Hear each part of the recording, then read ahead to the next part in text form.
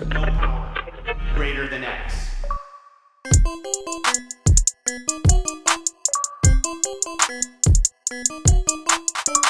What's up, everybody? Welcome to the third episode of the Crossroads, celebrating 20 years of the Xbox brand.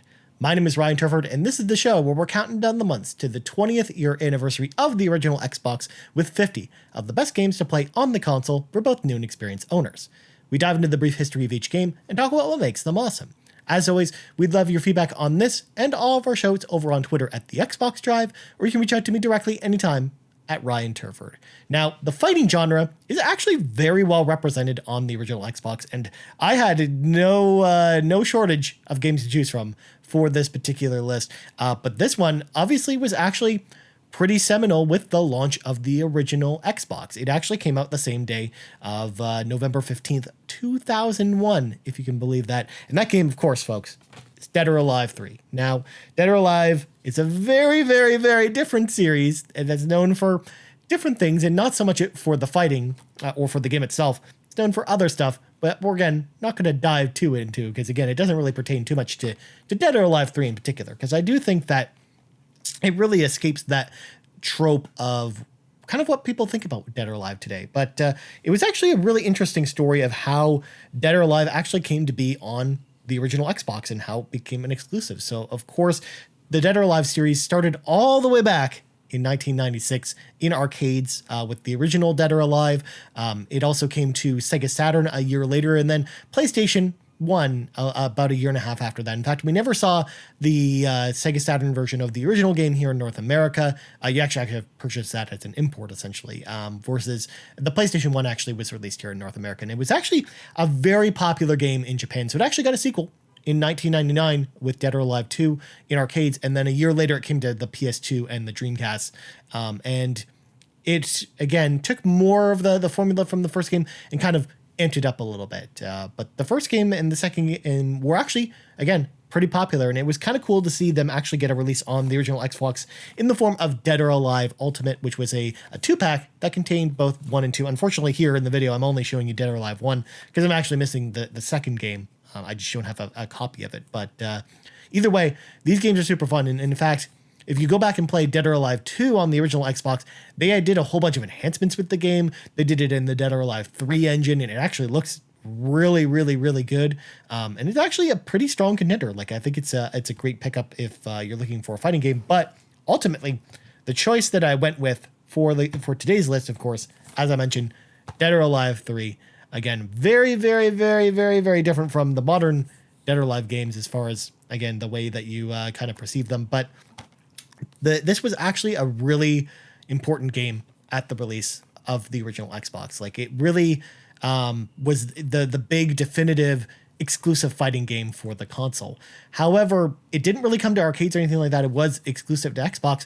But how exactly did this all come about? Because it's actually kind of a crazy story. Because, again, Dead or Alive, as I mentioned, was a big series in Japan, but not here in North America. So why would they decide to actually make them at Tecmo actually decide to make this series exclusive to Xbox? And this all actually comes down to the launch of the original Xbox. Microsoft was really looking for exclusive games on their console across all genres, whether they're fighting games, racing games, and they didn't really have like a North American fighting studio or anything like that. And this, you have to remember too, this was before they really had Rare and Full String, so we didn't have like Killer Instinct for them, for example, for them to pivot off of. Otherwise, honestly, if they had Rare at the time, they probably would have developed like a Killer Instinct sequel that was exclusive to Xbox at the time.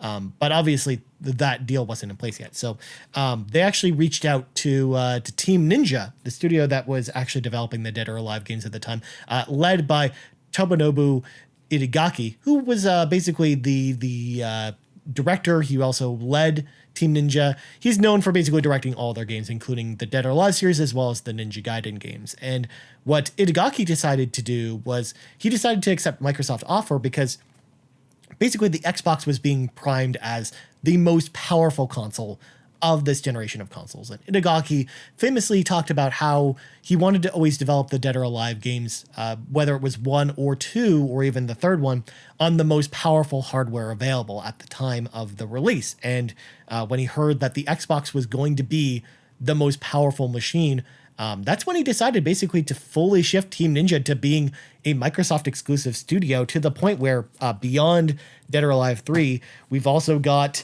the other Dead or Alive games that came afterwards. Again, 2 of these, you're wondering, why are these in my collection? They don't need to really be here. But I mean, Dead or Alive Extreme Volleyball 1 and 2 were exclusive, as well as the follow-up, Dead or Alive 4, as well as both Ninja Gaiden 1 and 2. And really, it was up until 2007's Ninja Gaiden 2 that the studio really shifted away from being an Xbox exclusive studio. But we had a good 6-year run with Team Ninja games from that were all exclusive to the original Xbox, or just the Xbox brand in general. So it was actually really cool to see a big prominent Japanese studio like Tecmo, because again, Team Ninja was a part of Tecmo. Essentially, they were one of their development studios, really become a Japanese exclusive brand on Xbox. And I mean, again, that when you look at Xbox today and how much they're really missing that type of relationship with a Japanese studio, it was so cool to see that with the original Xbox, that they were able to get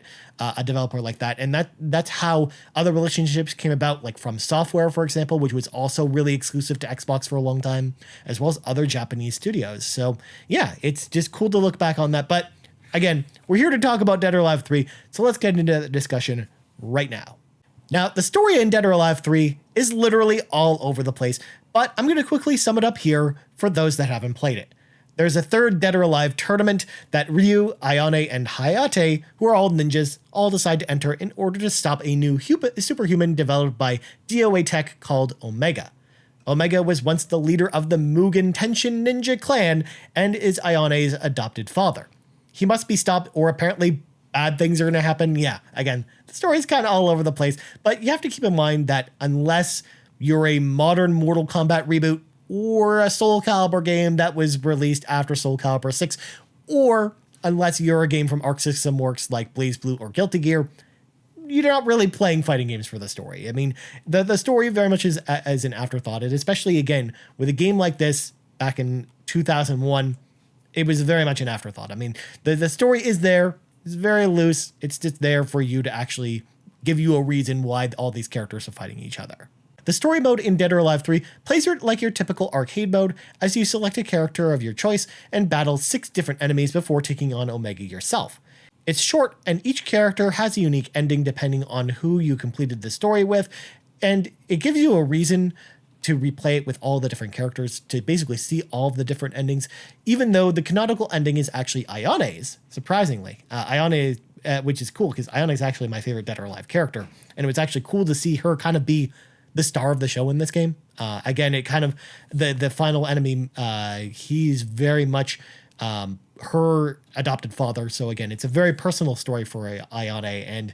And yes, it's not really that deep and doesn't really go into it too much. But again, there's lore that it kind of connects all these games together. And again, it's a reason for why you're actually fighting all these characters together. However, where Dead or Alive 3 really shines is its other modes and its head-to-head gameplay. The Dead or Alive fighting system plays pretty similarly to other 3D fighting games, but with a small twist, and that twist, of course, is the counter system.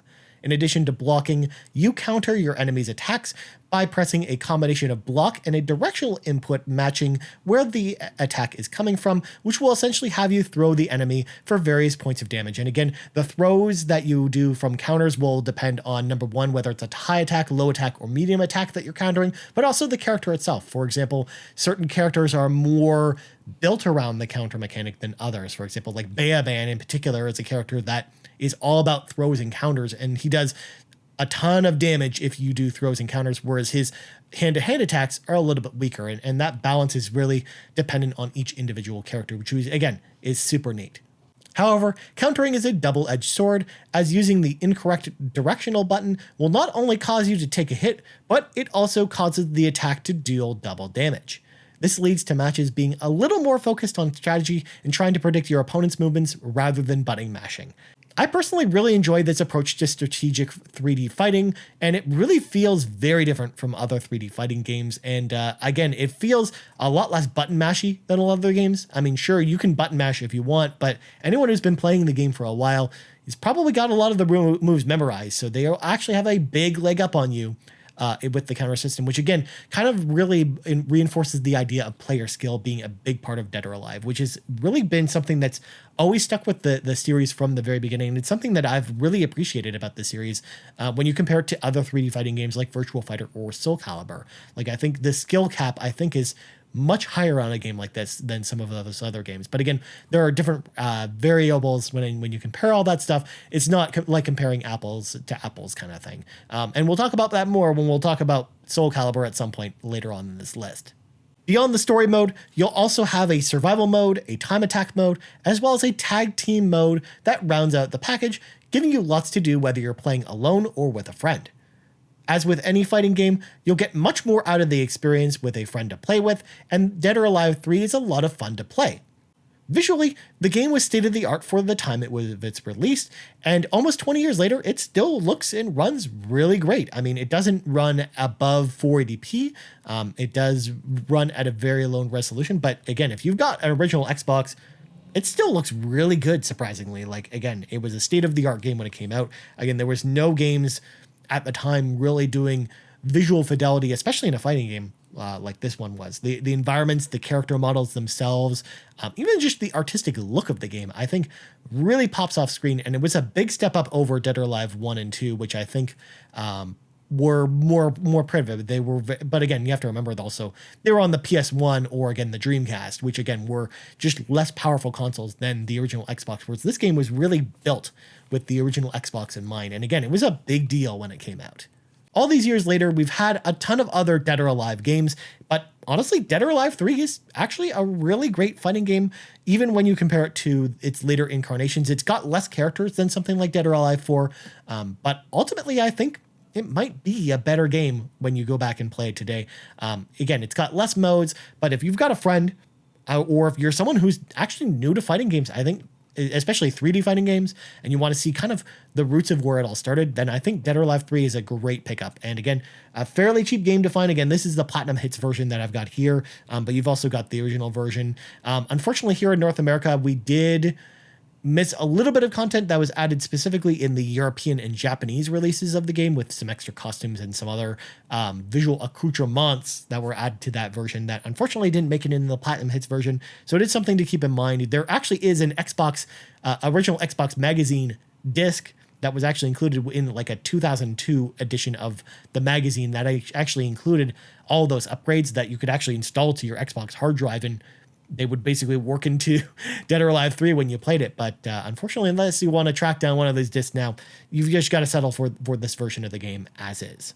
Now, if you're looking to pick up Dead or Alive 3 today and play it, it is playable on the original Xbox, but it is also compatible with the Xbox 360 without any issues, as far as we know of. I scoured the internet to try and find reported issues because I didn't find any when I was grinding it, and nope, no one's really reported anything. However, with the Dead or Alive Ultimate that I talked about with 1 and 2, if you try and play some of these games on 360, you will actually run into some issues with this opening cinematic. But once you get beyond the opening cinematic, you can either just skip it and you can bypass the issue completely because it just crashes the game, or you can just play the cinematic, and a lot of times it'll work. But otherwise, it plays pretty flawlessly as well. So honestly, these are great pickups if you have an Xbox 360 as well. That's all for this episode of The Crossroads. You can hit me up on Twitter anytime at Ryan Turford. You also find the Pantsman himself on Twitter at Sean Capri, or us on Twitter at The Xbox Drive. Thank you so much for listening or watching to this episode of The Crossroads, and we out. Bye.